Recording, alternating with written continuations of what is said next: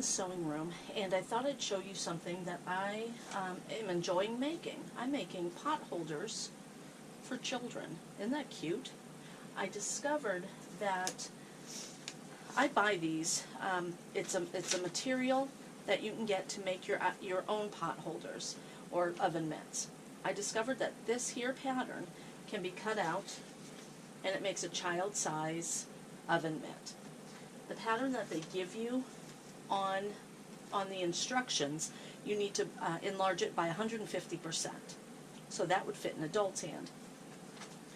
So this here came out really cute, and actually I had to re-sew it because the children were playing with it, and it ended up coming undone up here, and I wanted to sew it down here to make sure it didn't come undone because they're playing with it constantly. So this one here kind of got a little bit messed up.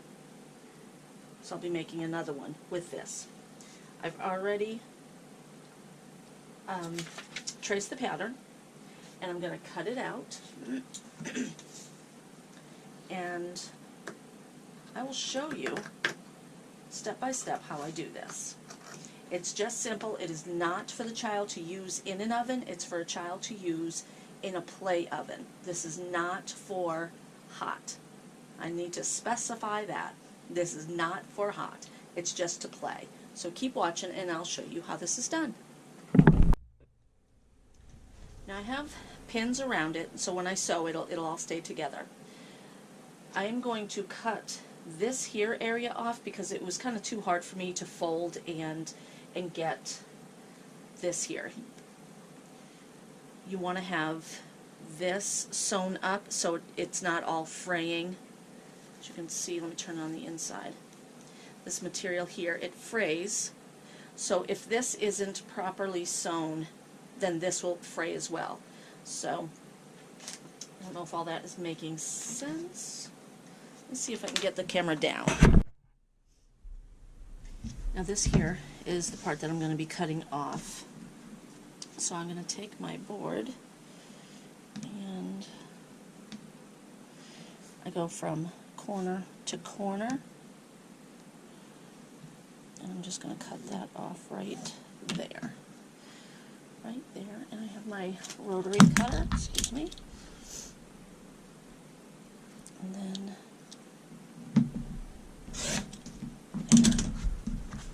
okay.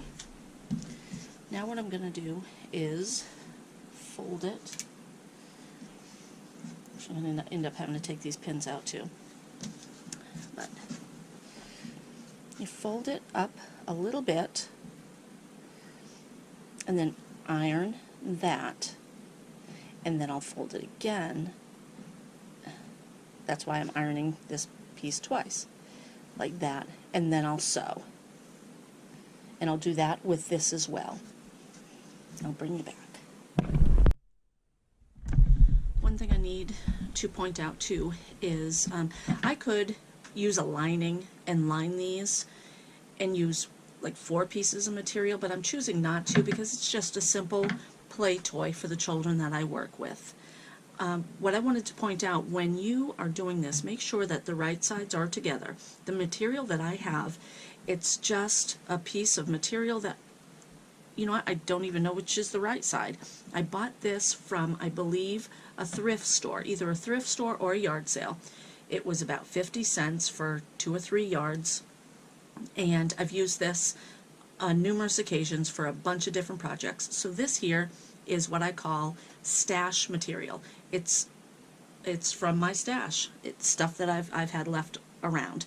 So I'm putting this together.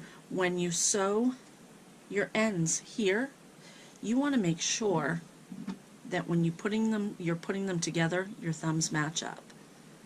As I was getting this ready to iron, I thought I needed to point that out. I realized I hadn't. So you just want to make sure, because this here is going to be on the inside. Now I'm going to sew these up, and then these little tabs here will come off. But let me sew this and I'll bring you back. These are done, so I'm going to just snip that off, cut off my strings there, and do the same thing with this one. snip it right there. Okay, and then I'm going to get my pins, and I know the camera's shaking, I'm sorry. I have you on my sewing table. Okay. I'm going to put it together, wrong sides.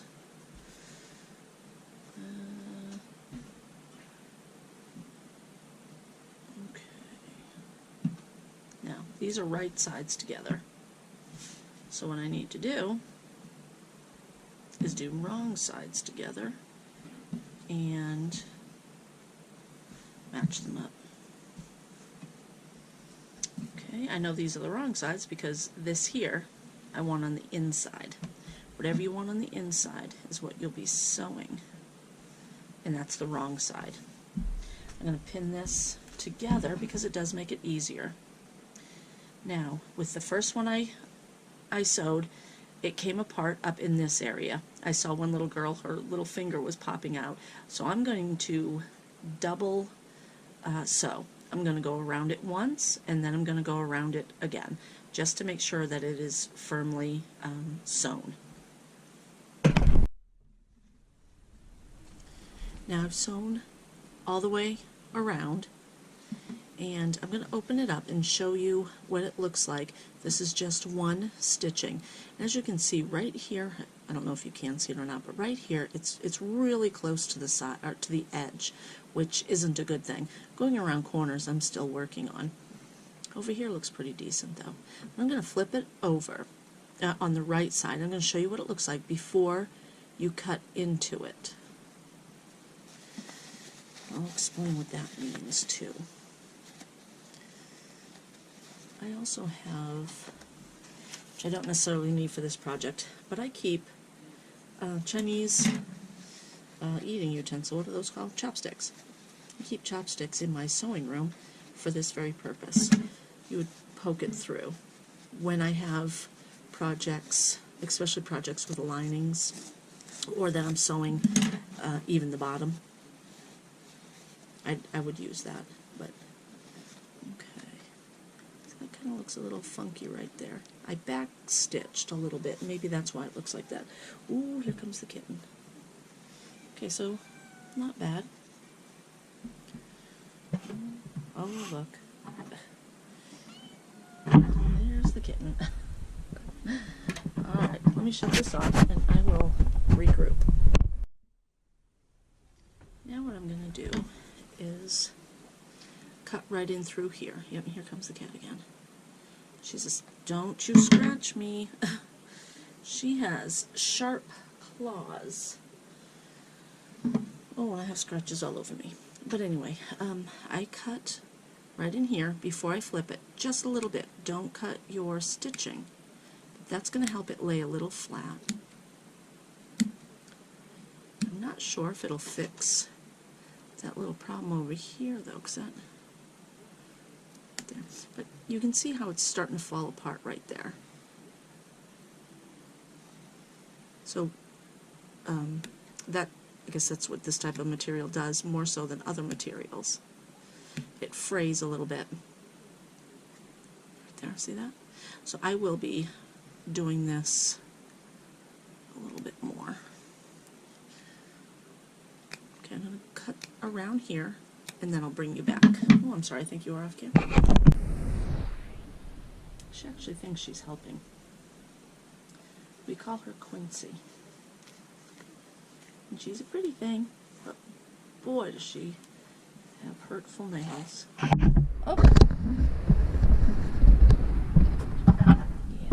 Yeah. Oh, she wants to play with the camera now.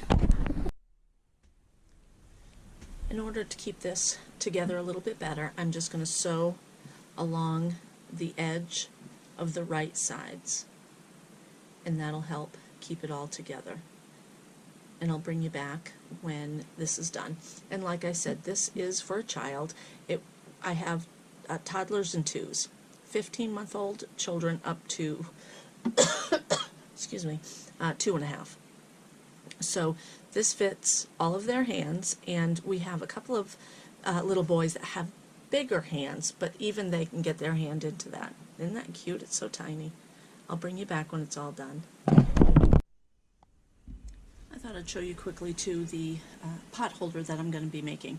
This is just two of the same type of material. It's 6 by 6, and I have just a piece of material here that I made a little holder, a little hanger, and I'm going to put this in between the material. And I've made pot holders. I have videos on. I've made videos on pot holders, so if you want to look those up, I've made my own pot holders, and you can see how this is done a little bit more elaborately. But this is just simple. See, my material is off, so let me open it up again. I'm going to be opening this up. I'm going to be flipping it over, so I need to leave a little doorway to flip it over as well. So, and then once you put this big glob in there, it always makes it so the material doesn't match up super well. Anyway, just put it in there, and then right over here I'm going to put 2 pins, one here and then one right over here, so that I'll be able to flip it, and I'll show you how I do that. Okay, I've sewn around the whole thing other than this opening right here. I'm going to cut the corners, make it lie a little bit flat, less bulk, and cut this off as well. Ooh. Cut all 4 corners in now, like that, and then you turn it.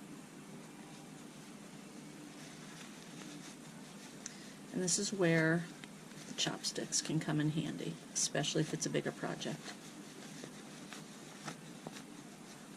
With this small project, all you have to do is really poke it through with your hands, with your fingers like that. Excuse me. There. Okay, now you have a child-sized pot holder. I'll sew all the way around the ends, and then I'll bring you back to show you the final products. But like I said before, this is not for the child to touch something hot. This is not going to protect their hands at all. Well guys, it's done. Easy project, not too hard at all. I used, like I said, stuff that I already had, materials that I had from other projects, so it was free. And the children have these at work already at the daycare center, and they love playing with them. This will be a second one, and then I think I might make another one of these as well, so I'll have 2 sets. They really like playing with these. And again, like I said, it is not for you to, you know, get something out of your hot oven. It's just for the kids to play with their pretend kitchen and their pretend cooking items. So, thanks for watching, everybody. And like I say in my sewing videos, I'm not a professional. I sew because I like to. If you can learn something from this video, I'm glad. I hope you have learned something from the video. And as I sew, as I learn new things, I'll bring you along on that as well. I'm doing a lot of sewing for baby items because I'm having a lot of different people having babies, and I'm learning a few new tricks to that, so I'll bring you along on that. Keep watching, and thanks everybody. If you haven't subscribed to my channel yet, definitely do so, and click the like button and the bell button so that you can be notified when I upload again. Thanks for watching.